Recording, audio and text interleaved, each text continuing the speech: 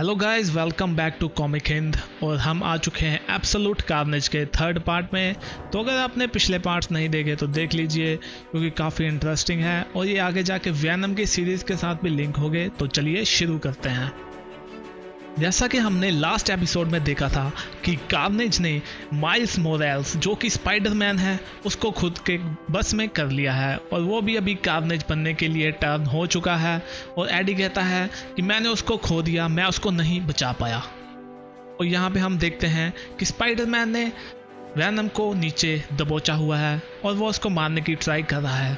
तो वैनम कहता है कि सॉरी किड, मैं तुम्हें नुकसान पहुंचाना नहीं चाहता था, पर मुझे तुम्हें नुकसान पहुंचाना ही पड़ेगा।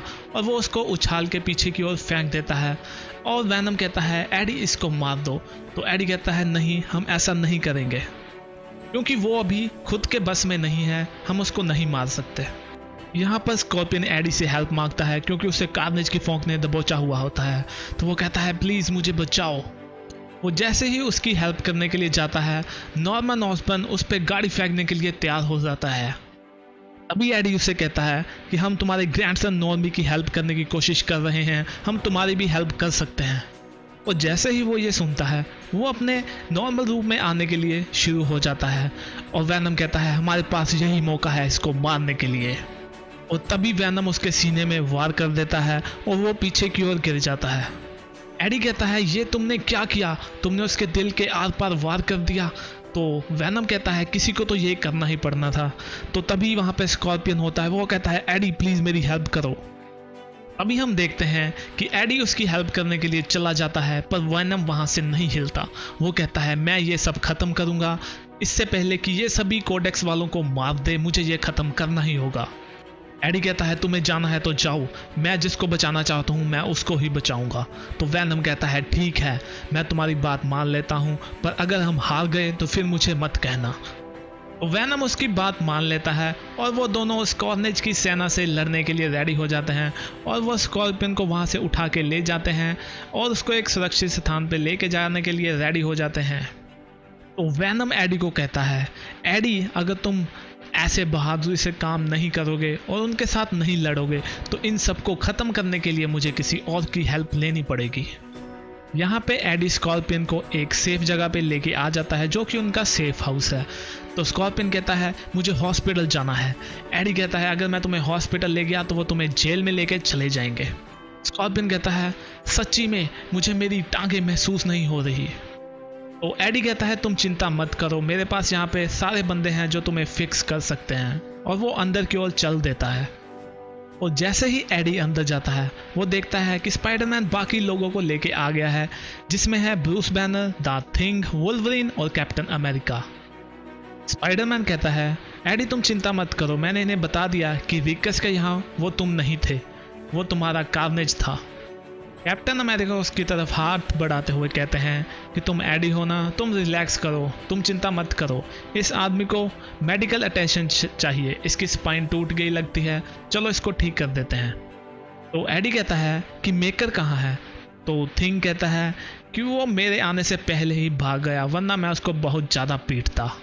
और तभी डॉक्टर ब्रूस कहते हैं कि उसकी बनाई हुई मशीन काफ़ी अच्छे से चल रही है, अभी जो नॉर्मी ऑसबर्न है वो पूरी तरह से ठीक हो गया है और हमने उसका कोडेक्स भी निकाल लिया है। तो अभी बाकी लोग भी तैयार हो जाओ अपना कोडेक्स निकलवाने के लिए। और डॉक्टर ब्रूस कहते हैं एडी हम पहले भी मिल चुके हैं, पर तब हम दोनों ही अपने अलग रूप में थे। तो एडी कहता है सॉरी, क्या हमने आपको भी इन्फेक्ट कर दिया। तो डॉक्टर ब्रूस कहते हैं नहीं, मैं भी सरप्राइज हूँ कि हल्क अभी तक वैनम के चंबों में नहीं आया और ना ही हम अभी तक सिम्बट के काबू में आए हैं, तो इसलिए मैं अभी सेफ हूँ। और तभी एडी अपने बेटे को देखता है और वो उससे पूछता है कि तुम कैसे हो। तो वो कहता है मैं ठीक हूँ, मुझे स्पाइडरमैन ने बचा लिया। और वो पूछता है कि ये कौन है। तो वो कहता है ये है स्लीपर। तो गाइस ये जो स्लीपर बिल्ली है, इसके बारे में आपको पता चलेगा वैनम की नेक्स्ट सीरीज या नेक्स्ट पार्ट में, जो भी आप देखेंगे 19th वन, उसमें हम इसको कवर करेंगे। और यहाँ पे स्लीपर भी कहता है एडी तुम्हें फिर से देख के बहुत ही अच्छा लगा। तभी स्पाइडरमैन कहता है कि चलो सभी रेडी हो जाओ अपना कोडेक्स निकलवाने के लिए। तो एडी कहता है तुम कैप्टन अमेरिका और वुल्वरीन और थिंग सबसे पहले जाओ, मैं यहाँ पे बाकी सब संभाल लूँगा। तो स्पाइडी कहता है मैं वहाँ अभी नहीं जाने वाला। एडी कहता है क्यों? तो स्पाइडी कहता है कि ये सब मैंने ही शुरू किया, इसीलिए मैं ही इसको ख़त्म करूँगा और मैं सबसे अंत में जाऊँगा, इसलिए तुम लोग सबसे पहले जाओ।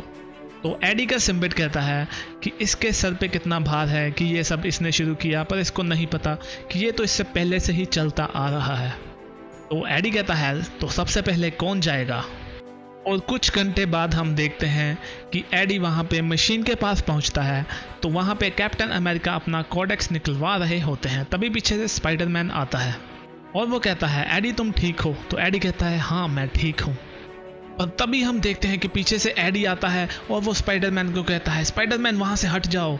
और हम देखते हैं कि ये एडी नहीं होता, ये है कार्नेज।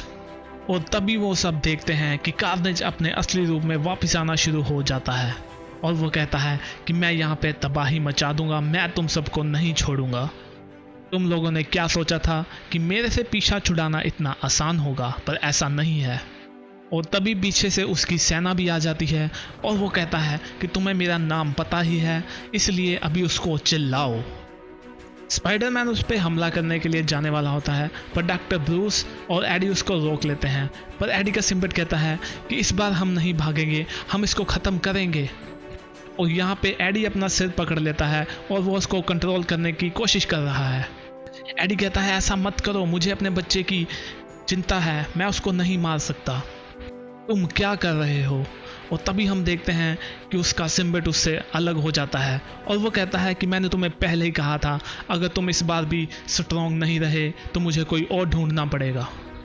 और तभी हम देखते हैं कि एडी का सिम्बिट जाके डॉक्टर ब्रूस बैनर के पास चिपक जाता है और वो उसको खुद में समा लेता है। ये देख स्पाइडरमैन और एडी भी हैरान हो जाते हैं, पर इसी बीच सिम्बिट उसको ऐसा करने से रोक देता है और वो कहता है कि नहीं, मैं तुम्हें ऐसा नहीं करने दूंगा।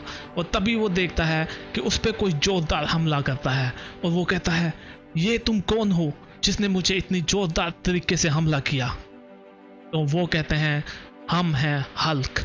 तो यहाँ पे डॉक्टर ब्रूस और एडी का सिम्बिट एक साथ मिलके हल्क के रूप में वैनम बन चुके हैं और अब ये वहाँ पे तबाही मचाएंगे। तो गाइस यहीं पे हमारा पार्ट ख़त्म होता है। अगर आपको अच्छा लगा तो चैनल को सब्सक्राइब कर लीजिए। तो मिलते हैं नेक्स्ट वीडियो में, तब तक के लिए बाय बाय।